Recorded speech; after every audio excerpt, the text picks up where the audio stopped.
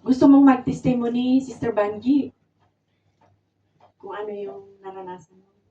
O hindi pa? Sige, okay. Sige, bago tayo dumako sa ating pag-aaral ng salita ng Panginoon ay tayo muna ay manalangin. Yes, Lord. Hallelujah. Amang banal na makapangyarihan sa lahat. Sa oras po na ito, Panginoon, salamat sa iyong presensya na aming nararanasan sa lugar po na ito. Salamat, Panginoon, na hindi mo itinagkait sa amin, O God, ang iyong presensya, O God. It is you who works within us, O God, sa buhay ng bawat isa, Panginoon. Salamat po ng marami at ipinagkakatiwala po namin, Panginoon, ang pag-aaral po ng inyong mga salita. Tulungan mo nga po ako, Panginoon, na maipahayag ang mga salita mo ng may pag-ibig, O God, with wisdom, knowledge, O God, and upon preaching your word, O God, signs, wonders, and miracles follow. Salamat, Panginoon, sa kapangyarihan mo. Thank you for the power and for your anointing, O God, na ipinagkaloob mo na, Panginoon. Hide me under the shadow of your wings, O God. Ikaw ang makita. Ikaw nga po ang magningning, Panginoon, sa aking buhay, O God. Let your righteousness, O God, be seen, O God, in me, Lord. Hallelujah. Not by might, nor by power, but by your Spirit alone. Lord, maging sa mga kapatid ko, Panginoon, na makikinig, handa mo ang kanilang mga puso, ang kanilang sisidlan, Panginoon, na maging matabang lupa upang matamnan ng inyong mga salita. And we believe, O God, that your word will not return to you void, O God, but it will accomplish all your plans, your purpose, O God, upon the lives of your people. Salamat po ng marami. Ngayon pa lang, inaangkin na po namin ang katagumpayan ng lahat ng bagay sa pangalan ni Jesus. Amen. Praise the Lord. So, napakabuti nga po ng Panginoon. Napakaganda po yung testimony. Amen. Na buhay, na patotoo, na hindi po yon talaga kwento, kundi talagang naranasan po niya yung pagkilos ng Panginoon, hindi lamang po sa Kanya, kundi maging sa atin din. Amen. Amen?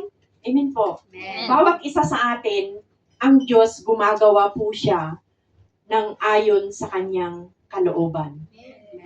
At napakabuti ng Panginoon. He is a merciful God. Alam nyo kanina habang tayo ay nag-worship, ramdam ko po yung presensya ng Panginoon na He is with us. Amen. No matter what, He reminds us that He will never leave us and nor forsake us. Amen. And He is a merciful God. Amen. Amen. Napaka mahabagin niyang Diyos. Amen. Purihin ang Panginoon. So, panatiliin po natin yung presensya ng Panginoon sa buhay natin dahil yun ang kailangan natin. Para lumaban, kailangan natin para magpatuloy sa anumang hamon ng buhay. Amen, na ating nararanasan. So, gusto ko lamang pong i-share sa inyo yung kahalagahan po ng power of intercession. Hindi po ito yung isi-share ko, pero napakahalaga po ng prayer. Yung intercession. Yung nag-i-intercede ba tayo sa iba. Amen. Hindi lang yung needs natin, hindi lang po yung sa pamilya natin, nakaka-reach out din tayo sa mga ibang mga panalangin, yung mga nangangailangan. Okay? Napaka-powerful ng prayer. Amen? Pray, power of intercession. Tingnan po natin ito sa Philippians 1:18 to 26.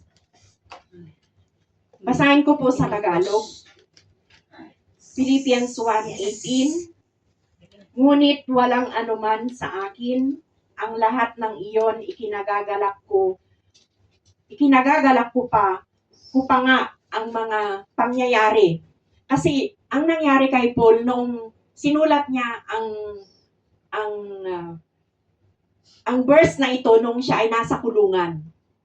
Tingnan ninyo, kung kayo ay nakulong, kaya niyong magalak. Diba? Pero sabi niya ganon, dito sa Philippians 1:18. Ngunit walang anuman sa akin ang lahat ng iyon. Ikinagagalak ko pa nga ang mga pangyayari. Ang mahalagay, naipangaral si Kristo. Bakit siya nakulong? Dahil sa kanyang pangangaral. Okay. Ikinagagalak niya yon na kahit nakulong siya. Amen. So sabi niya, ngunit walang anuman sa akin ang lahat ng iyon. Ikinagagalak ko pa nga ang pangyayari. Ang mahalagay na ipangangaral si Kristo kahit sa anong paraan. Tapat man o hindi ang hangarin ng nangangaral. Okay. Verse. Ang isa ko pang ikinagagalak ay ang pag-asa na balang araw muli akong makalalaya sa tulong ng Espiritu ni Hesukristo. Kasi nga, nandun pa rin yung pag-asa niya na kahit nakulong siya, may pag-asa siya na dahil yung pagkakulong naman niya ay ginawa niya yun sa pangangaral. Amen. Kaya ang sabi po niya, makalaya sa tulong ng Espiritu ni Hesukristo at ng inyong mga panalangin. Okay. Hindi lamang po siya makakalaya dahil sa tulong ng Panginoon, kundi mahalaga ang kanilang mga panalangin para sa Kanya. Amen, mga kapatid. So that is very powerful, yung intercession. Amen, mga kapatid. So verse 20, ang aking pinakananais at inaasahan ay huwag akong magkulang sa aking tungkulin. Amen. Yun ang ninanais niya. Kasi yung tungkulin po natin, mga kapatid, mahalaga na hindi tayo dapat magkulang. Kaya si Paul, siya po yung halimbawa. Dahil yung tungkulin natin, hindi naman tao yung tumawag sa atin, di ba? Amen, mga kapatid. Kaya sabi niya, ang aking pinakananais at inaasahan ay huwag akong magkulang sa aking tungkulin, kundi magkaroon ako ng lakas ng loob sa lahat ng panahon. Mahalaga pala yung lakas ng loob. Amen. Sa lahat ng panahon. Hindi lamang yung panahon na ikaw ay tatayo dito, kundi sa lahat. Kasi sa lahat ng pagkakataon, hindi natin alam kung anong mangyayari, may pagsubok. So, malakas ka pa rin. Amen. Dahil sa lahat ng pagkakataon, yun yung ating ninanais. So, sabi po niya, kundi magkaroon ako ng lakas ng loob. So, dapat pala, naisin natin na tayo ay magkaroon palagi ng lakas ng loob sa lahat ng panahon upang sa mabuhay o sa mamatay. Amen. Anong sabi niya? Mabigyan ko ng karangalan si Kristo. Mabuhay o mamatay. Anong sabi niya sa Ingles? Whether believe. Ayun. Amen? Sapagkat para sa akin, si Kristo ang buhay at dahil dito'y pakinabang ang kamatayan. Sino dito yung takot mamatay? Pero ayaw pa nating mamatay, di ba? Ayaw pa nating mamatay. Pero kung mamamatay na tayo, hindi tayo matatakot. Amen. Kasi si Lord lang ang may hawak ng buhay natin. Amen. So anytime na ang buhay natin ay kukunin ng Panginoon, alam natin na sapagkat para sa akin, si Kristo ang buhay at dahil dito'y pakinabang ang kamatayan. Amen. Pakinabang. Mapapakinabangan mo yung kamatayan. Amen. So sabi niya, ngunit kung sa pananatili kong buhay ay makagagawa ako ng mabubuting bagay, hindi ko malaman ngayon kung alin ang aking pipiliin. Di ba? Kamatayan o mabuhay ka? Kasi kung mabuhay ka, sabi niya ganon, pananatili kong magagawa mo pa rin naman ang mabubuting bagay kung buhay ka. Tapos pakinabang naman kung ikaw ay mamamatay na. So sa kanya, parang hindi niya alam kung ano yung pipiliin niya. Diba? Amen. So sabi niya sa 23, sa dalawang hangarin, okay, dalawang hangarin, ang ibig ko'y pumanaw na sa buhay na ito upang makapiling si Kristo. Masaya siya dahil hindi na siya magkakaproblema, hindi na siya makakaranas. Yun yung ibig niya. Yamang ito ang lalong mabuti para sa akin. Sa kabilang dako naman, pero mayroon ulit. Kung mananatili akong buhay at makabubuti naman sa inyo. Okay? Yung tungkulin niya kasi ang iniisip niya eh. Amen? Amen po. May tungkulin siya. Dahil dito, natitiyak kong ako'y mananatili pang buhay. Tiyak siya na mananatili pa rin siyang buhay dahil mayroon kayo. Sabi niya, mayroon sila, mayroong kongregasyon na mayroong mga nasasakupan siya.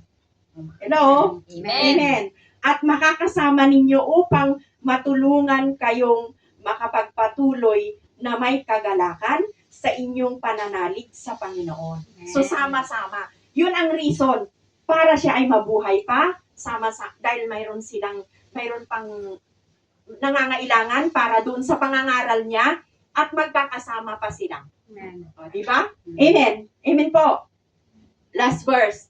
Kung magkagayon, lalo ninyo akong maipagmamalaki at lalo ninyong pupurihin si Kristo Jesus. Hello? Amen. Purihin ang Diyos sa pagkabasa ng kanyang salita. So I hope na naunawaan natin yung buhay ni Paul. Amen, na isang napakagandang halimbawa. Intercession po mga kapatid. Ang ibig sabihin ng intercession means to intervene on behalf of another. Kapag nananalangin ka sa iba, ipinapray mo sila, you intervene. Ang tawag doon, intercession. Okay? Yung pinagpipray mo yung ibang tao. So, ikaw ay nagbibigay ng lakas.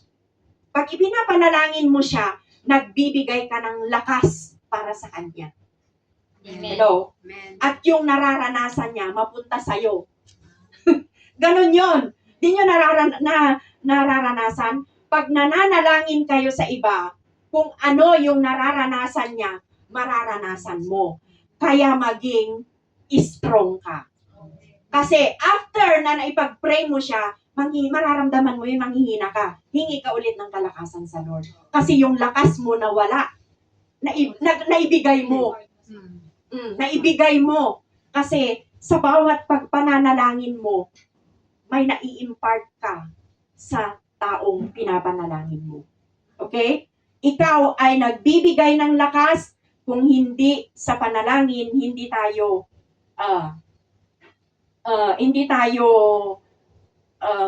makakapanatili or hindi tayo hindi tayo makalakad sa Panginoon kung wala ang panalangin. Amen, mga kapatid. Ang ibig sabihin, mahalaga po yung intercession. Bakit po? Because God wants us to partner with Him. Amen. Kapartner tayo ng Panginoon. Kapag tayo ay, di ba, si Lord yung nag-intercede sa atin, ano?